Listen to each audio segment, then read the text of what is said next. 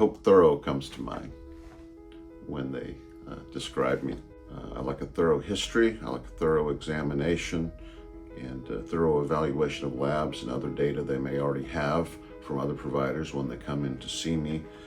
I spend a lot of time digging through that previous information for a lot of reasons, but the more time I get to spend with them, the better I get to know them, the better treatment I can provide.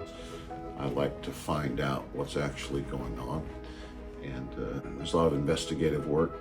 You know, you have to have a certain mindset, have to have a lot of curiosity, but I like putting the puzzle together.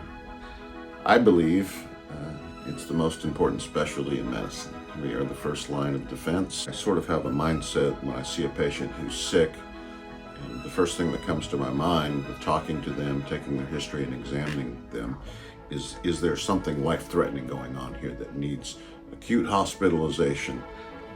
And then we go down from there.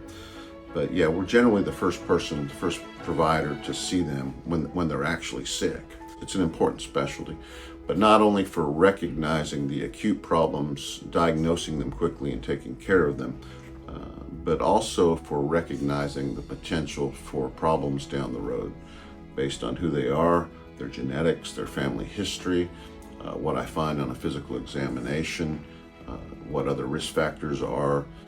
And I like to be able to find problems and stomp them out before they actually occur. And that's a very big part of my job. And so the first time a patient comes in, I spend a lot of time on their past medical history, their family history, their lifestyle, what their diet is, all sorts of things. I am not a one-size-fits-all sort of provider. It's very individualized. Medicine should be very individualized. Medicine is not only my job, it's my biggest hobby. I read a lot, and I like to keep it fresh, learning new skills, new disciplines.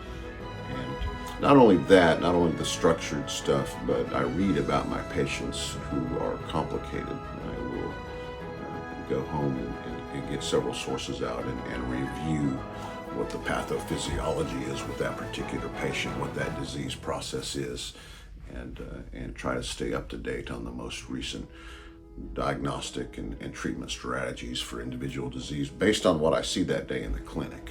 So it's not a burden. I really enjoy that. I'm kind of a nerd. My primary hobby these days is medicine, in addition to being my profession.